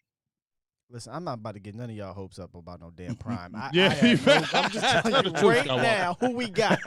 Daryl Worley and then George Teague next week. You feel me? Be happy what we got right there. We're going to keep on working our way up. I like that. Go ahead. No, I was going to say, Thurston Howell III. Now, I like this one, Skywalker. I think he's doable. Let's get Miles Austin. Miles Austin is doable. Oh, I'd love to get Miles. I think we can get Miles Austin. Miles. I would love to talk to Miles. Miles, what happened when that ball went them hammies? Play, boy? My hamstrings. What was it really the light, or did you just lost the ball against the Giants? Remember that game? Oh my goodness, yeah. Lost the ball in the light. I'm gonna ask him about that Kardashian. Yeah, I'm asking about that Kardashian. Hey, real quick, chat. Before we get up out of here, I want y'all to go ahead and drop some questions. We'll answer some questions for you in the chat here as we get it popping right now, just talking before it turns into comedy. About to get Patrick Creighton out there. Somebody put. Man, I'm still working on that. I'm working on that damn Patrick Creighton angle. Because my guy is going to be doing a show with him and Jason Hatcher. John Kitna's in so well. I'm sure trying to get Patrick, because he told me when I did it, and that's why I'm not getting mad, but I'm getting frustrated because I need Patrick on, because when Walt was on the show, he was like, I'm gonna let Patrick tell you that story about him and Jason Witten in the locker room hiding plays. He's like, I'm gonna let you tell him that. That's what I need to hear. Right. And Theo was once saying again, they was doing no plays. I just have to say this: that drop that Patrick Creighton occurred in that game, it was in the third quarter. Listen, don't go back and forth. Man, listen, if you bring Patrick on here, we can't do him like that. He gonna go ham. I just want him to get that off his chest, because have you ever heard some people say, hey, objectively speaking, say that, hey, that drop was in the third quarter, wasn't in the fourth. We had a plethora of time to come back. You bring that up, but bro, the last possession he stopped running on the second to last play of the game. That was Terrell, wasn't it? No, that was him. He's the one that slowed down Law, because Romo threw that pass and he slowed. Like, if he would have kept running, that was touchdown. Let me stop, because if he come on the show, he didn't think. Look, they were like, I heard y'all. Because that game pissed me off, man. For real, we was 13-3. Don't bring that game up no more. He be getting mad about that game, dog. Glenn still had a chance, though, right? That was a man. He threw that ball 100 feet in the air. Let's move on. Hey, all right, man, I'm gonna go back and watch that game. I'm gonna go back. Watch it. I just watched it. I'm gonna have to drink a fifth of hand again. You're gonna have to drink a whole bottle. Yeah, listen, let me get into some questions real quick. Let's go to it. Oh man, where'd it go? I think it was KMT. He said, "What is our plans for streaming the games this season? We're gonna be doing watch parties. When we're not on site, we're gonna be doing our watch parties. Obviously, you haven't seen it yet, so it's not like you guys understand how we're gonna do it. But it's gonna be real cool, man. We're gonna have a lot of fun with it. So make sure you're in here. And if you are a member, we might have some. We might be doing some little something. Members gonna love it. The other question was, somebody said, who do we see being what O lines will we play? Will be tough for our D. That's a very in-depth question. That's a good question. That made me pull up something. Yeah, because I gotta look at the damn schedule. You know what I'm saying? I think the Eagles' offensive line is probably one of the better offensive lines we'll play this year. Pittsburgh is up there as well. They've always had a decent line. And we also remember we got the Niners and we got the Ravens, two mauling offensive lines that are really going to bring a physical game to us. Yeah. You know, those games are going to be they're later in the year, but they're going to tell us a lot about this team. Yeah, we will. Yeah, I just want to know how we going to look against that run. That's my only thing. How are we going to look against the run? I know we got some bigger dogs up front now, but are we ready though? You know. How do we like the idea of LVE moving to middle linebacker and Jalen to outside linebacker by DeGuru? Are you saying Jalen like a pass rusher in 3-4? We talked about this. I like it. I don't like it at all. I love it. I just think that Jalen got too much skills, man, to be dropping back, flipping out in coverage.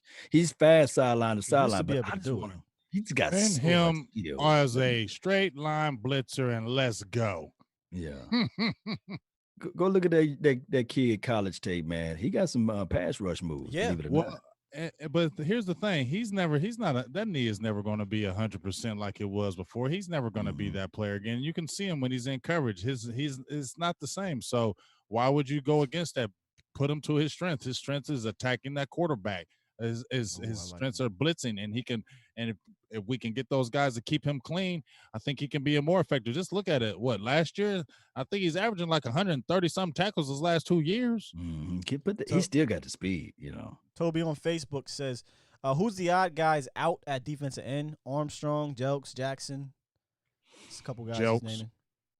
I'll say Jokes. I think they're going to really look at Armstrong since it's his 3rd year. He's really got to have a good camp. He's got to step up. He better.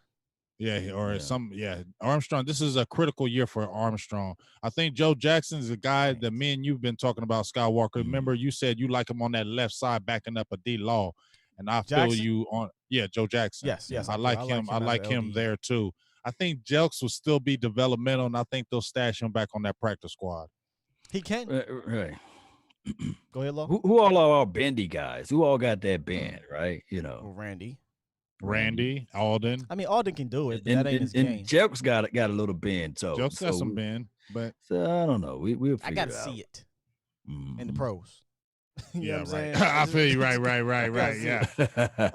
I mean, Dorrance Armstrong Jr. He don't have the crazy bend, but he's got some bend. He got some moves. It's just and Bradley and I, so they're like, "Hey, what's up?" Bradley, that's a sleeper. Might could bring him on the show, we're talking about. We've been working Annihilator. Dak Attack says, "What's the likelihood of Trevin Diggs? He meant Trevin Diggs starts week 1. The likely of Trevin Diggs at cornerback week 1." For me, I don't think he's a week 1 starter. I think he like week 4-ish. I think they're gonna just gradually continue to just move him in packages. If Woozier is a safety, right, starting. If he's not, I still think Daryl Worley's my sneaky sleeper to start. But is it out of the realm of possibility that it is a Woozier and Diggs though? I mean, I just don't want young cornerbacks to lose their confidence. I think that's more important than anything. They not kickers, I want them though, Law. Man, shoot, you get burned a couple of times. That label it's hard to remove. I seen Jalen Ramsey, as good as he is, crying on the sideline. And he come right back and be all right. Well, hopefully they got that type of mentality. You better don't come on my team if you're gonna let you get burnt 1 or 2. You know what I'm saying? But better have short-term memory. Yeah, you gotta have short-term memory. I don't think they draft him in the 2nd round to wait around for a year. But it all depends on camp, right? If Worley is just beasting out, if a Woozier is looking great, and Trevin Diggs is having his rookie moments in camp, they're not going to go into the season with them starting, right? So this is what we got to ask Worley then coming on Thursday. Where do you want to play? What position you want? We're going to ask him is that. Left or the right corner? Why? What do you think he wants to play safety, Law? He's been a corner his whole career. I seen him do some position flex, though. I seen him play inside. He's had 34 snaps at safety last year. Not a ton. Mm-hmm. You know what I'm saying? Not a ton. But he fits that profile, right, of what the Cowboys want. I think I still have that up here. Let me see. Y'all know what I'm talking about. Right. I got it right here. You know, he fits that profile with that 6'1" across the board, besides Westry. So, you know, we'll see where we're up to him. We'll talk about what he feels is his best traits. I personally, just looking at from what I've seen, I think it's his physicality as a corner. I think he is extremely physical at the catch point, at the line of scrimmage. I mean, sometimes it may get him in trouble, but if you look at the tape last year, especially the last like 6 to 8 games, he was pretty damn good. He was one of their better defenders on that defense. So I'm definitely excited to talk to him and see what he thinks. You see the guy right beside him. He plays with that aggressive tone too. Yeah, but he don't play much because he gets injured a lot. Kennedy.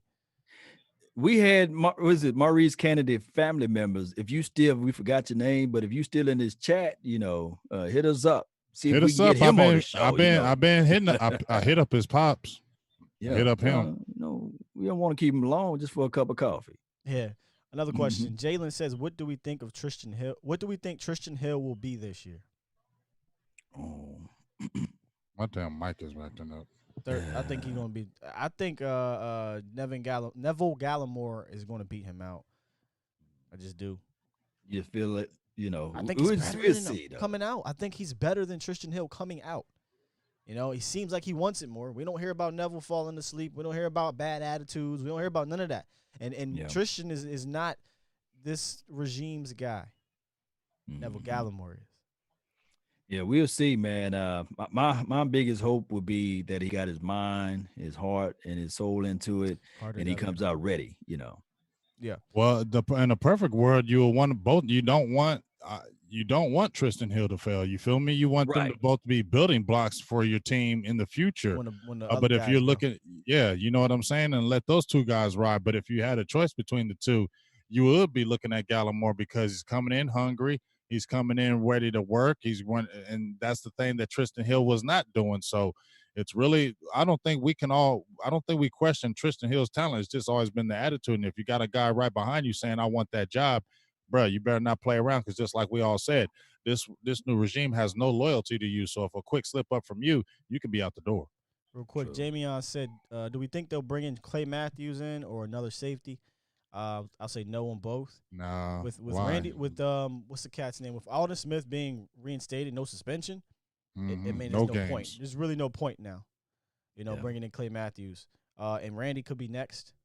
And they got Bradley and I, who I think could be, honestly, man, I think if he's just designated as a strictly pass rusher on a reserve role, I wouldn't be shocked if he gets you 3 sacks this year.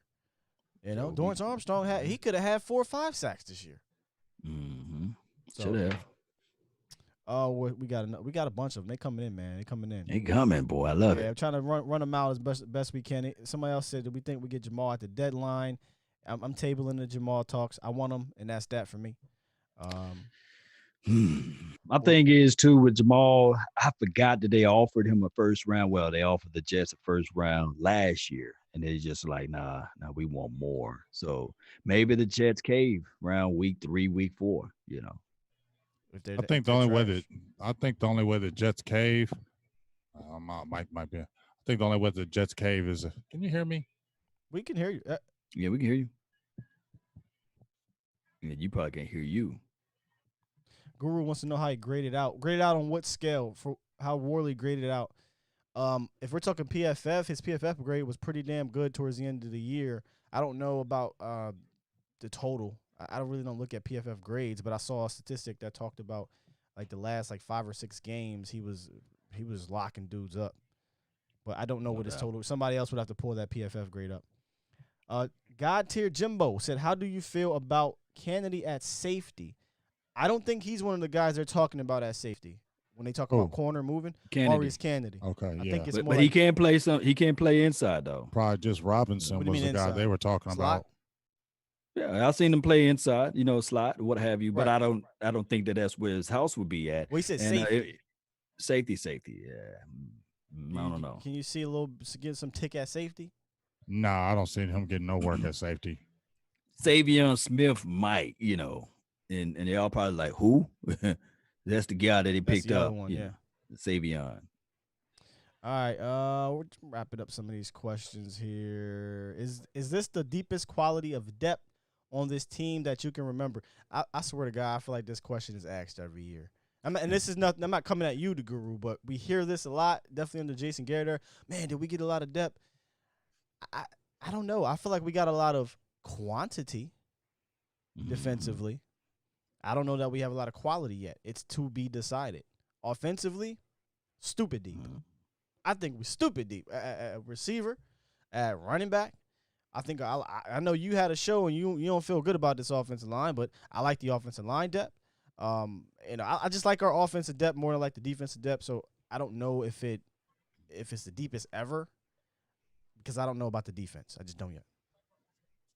Well, certainly. Yeah, a lot of unknowns with this defense, but I will say I like how they went out and got aggressive with the cornerbacks. I like how they went out and just didn't stand pat and just say, hey, it's just Jordan Lewis, Anthony Brown, and Cheeto. I like how they didn't stand pat and they put competition at a lot of the positions on the D-line and on the back end, because those are 2 ends that they needed to address, and they put competition on those fronts. So I think that's what I like about it, that there's competition and there's no position that's just settled that you're just going to come in and this is just your job. You're going to have to work your butt off for it. And if you don't, guess what? You're not going to have it. No doubt. Who do we think? Ooh, where'd that come from? The snatcher. They took that grown man voice over here. Get over here. Snatched it up for me. It gave him the Mike Tyson voice. Put the law in. Who do we think will be now? Who do you think will be the next surprise extension or extension in general, excluding Dak Prescott? Michael Gallup. Yeah. Ooh, that. Oh, wow. That I don't think he could be extended, right? He has to be after his third year. So this is third year, right? So he has to finish this year. To be finished this year. So okay. That would, if it was, that'd be a surprise. That's a good question. Good question.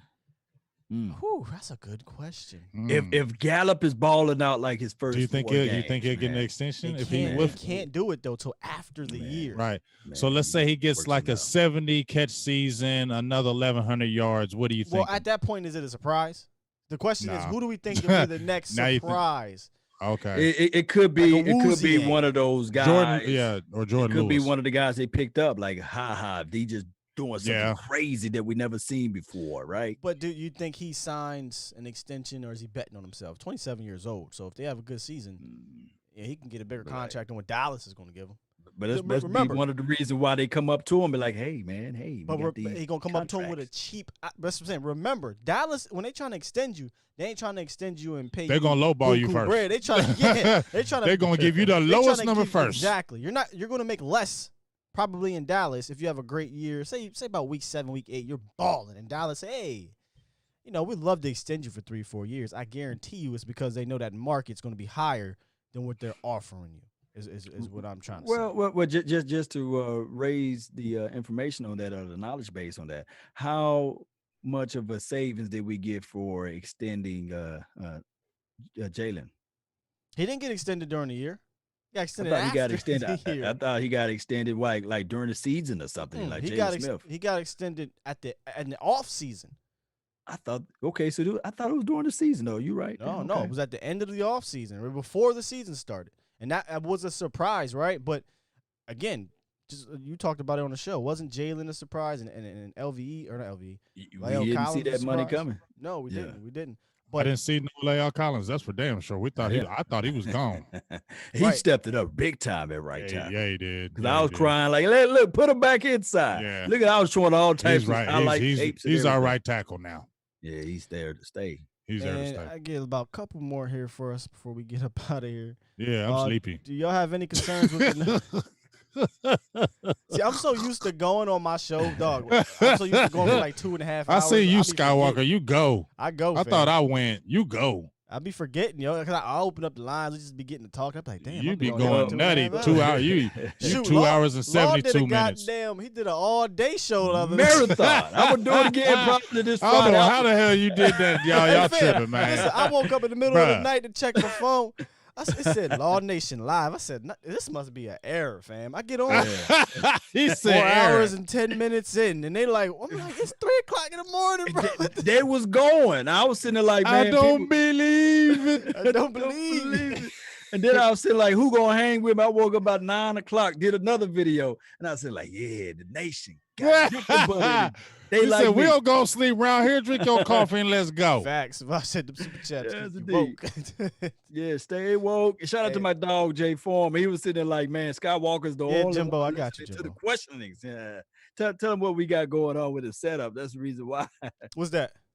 Oh my God, Jay Form. He was saying that you're the only one going over the questionings there, though. Oh, I'm probably the only one that can see everybody's question. The producer I'm privy to the whole. Every channel and Facebook. I'm looking at everything. So yeah. One more here. Can you guys see McGovern or the rookie center both starting this year? I guess left guard center. Yo, if that happens, I will be elated. What was the question again? I'm sorry. Can you see McGovern and Tyler Badass starting? I guess McGovern at left guard and Badass at center.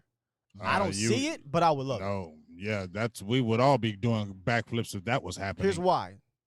I think then you have what's his name? The other Williams, Connor Williams, as your swing tackle. I would at least look at that.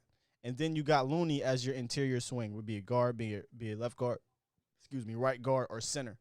And then Badass, if he can beat it out, he's the guy. But the thing is, if that happens, that means those guys outperformed Joe Looney, outperformed Connor Williams, and that's what you want to see. You don't want to see it handed to him, and I don't think that's going to happen on this team. I don't think you're going to see anything handed to anybody in regards to people fighting for starting positions. True. I can't even rebuttal. Nah, you ain't got no rebuttal for me. Good, man. Okay. I think we good. All right, man. They still up in here. They about 500 still deep up in this thing. Yeah, because they don't sleep. The nation never sleeps. Yeah. But shout out to those that make the go ahead, donation, give me man. I shout gotta outs, go reach out to those, man. Who it was, Landon again, Weedham Boys, Facebook, man. Check them out. Yeah. They like the quote unquote unofficial official sponsor for the show late night right hype. now. The late night hype. And Prince, really appreciate you. And my dog, he said he just now found us, man. He was like, man, I found Big King James, Skywalker Steele, Vaj Lombardi, what you were saying? Mark Holmes, Joe Boo. His name is Fatimus Prime, man. Y'all hit Fatimus him up, Prime, man. yeah. Fatimus, you know.